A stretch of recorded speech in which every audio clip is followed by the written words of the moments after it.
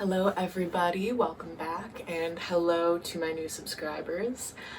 Today I've got a special treat on the bench. It is an all-original white amp. So these were made by Fender in the mid 50s to very early 60s.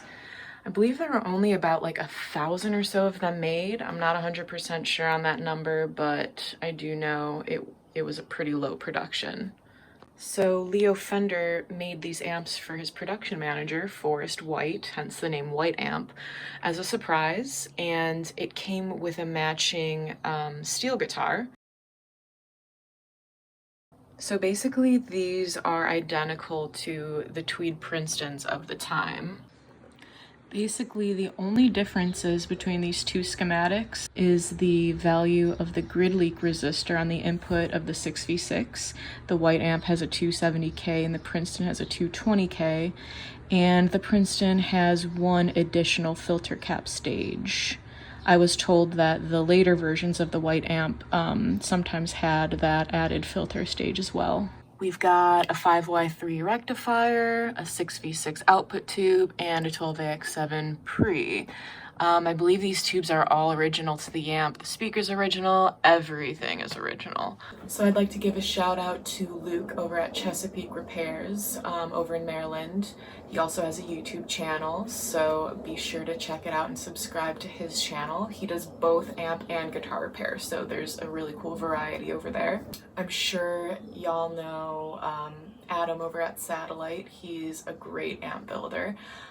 He loves the white amps. I know that he has a really cool collection of them, and he loves them so much that he has built a reproduction of the white amp. So go check that out. He also mentioned that he builds an emulator pedal as well, so a lot of cool options over there. Yeah, so let's get into it. We're going to be replacing the 2-prong cord with a 3-prong. We are also going to be fixing the speaker wiring situation. I don't like the bare wire. It's just sticking out there. Obviously a very deep service. We are going to be doing very minimal work on this. So I know this is pretty controversial, but all of these caps measure within spec. I mean, like extremely close. So this amp probably has not been played very much. None of the caps are leaky. The coupling caps aren't leaky. So yeah, the owner and I have discussed this, and the goal is to maintain as much originality as possible while making sure this amp is safe to play and will be reliable. So the only cap we're going to be changing is the output tube's cathode cap and the resistor. And this is to make sure that the output tube is running strong. If there was a failure with this cap, it would most likely damage the output tube. So in order to hopefully prolong the life of this output tube for as long as possible, we're going to change that. Yeah, I know this is controversial because a lot of people would probably, automatically change these filter caps. The owner is aware that they're going to have to, do maintenance a little bit more frequently as parts start to fail and as the amp is played more. But, if this were my amp, I would probably do the same thing. An amp like this, you want to kind of maintain that mojo. That is my reasoning behind this repair approach. If you don't agree with it, that's okay, completely understand. I kind of approach each amp differently after consulting with the amp's owner because ultimately their opinion is extremely valid to me. So I'll show you how the cord is originally wired. We're going to be doing a tiny bit of rewiring. So one side of the power cord goes to the power switch, and then the other goes to the fuse. The other side of the fuse connects to the death cap to ground. The reason why it's called the death cap, for those of you who don't know, is because if this cap happens to short, it could potentially electrify the chassis, and the chassis could have strong voltage potential that could cause a shock. It could electrify your guitar strings, etc. I've also seen these caps explode under, improperly grounded outlet circumstances, so I'm just going to remove it.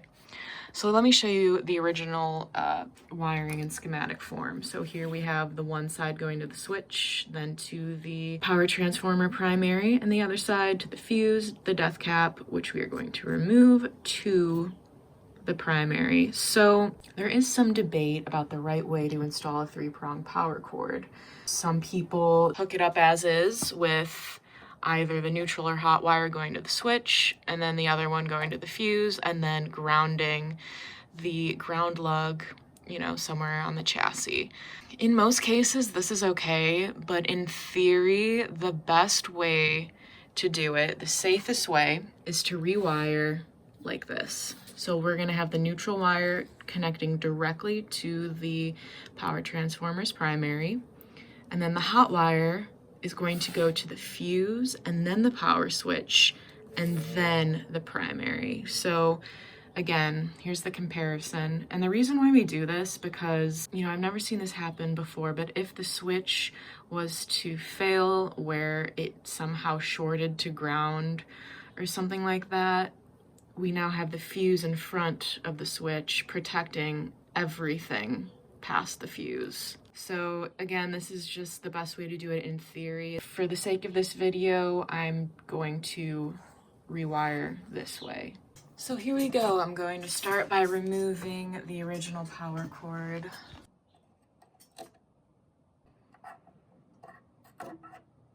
I'm going to remove the primary from the fuse.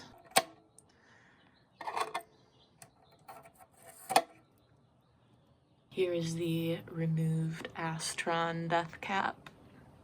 So now the fuse is completely empty. Now we're just going to attach the fuse to the other side of the power switch.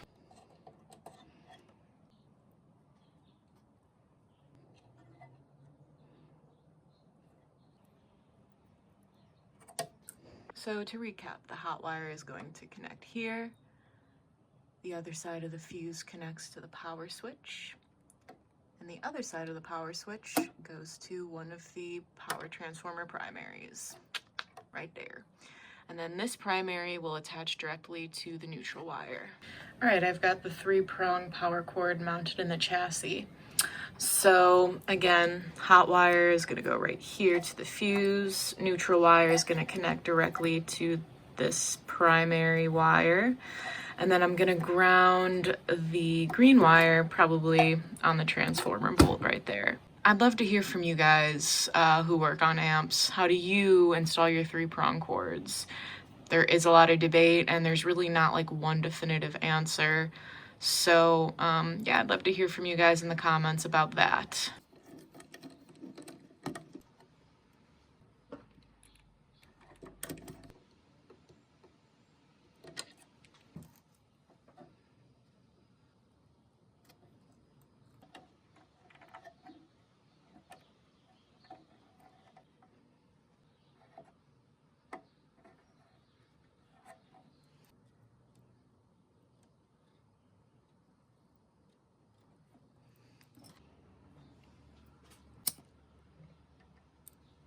And there we have it.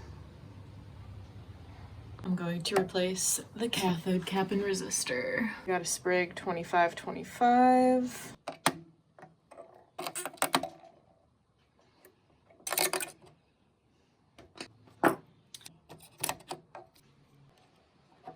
And then I'm going to use this 2-watt 470 ohm resistor.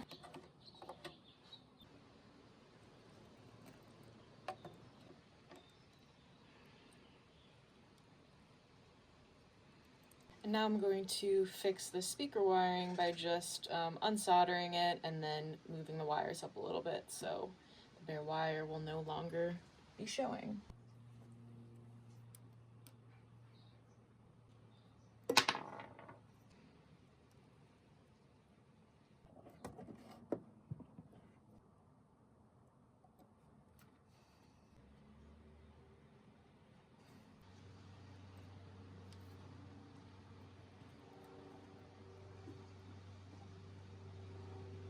Okay, so no more bare wire on the speaker plug. Okay, so I have serviced the amp. I have cleaned and tightened all of the tube sockets. I've cleaned the pots and the jacks, so now I'm gonna test it and see where we're at.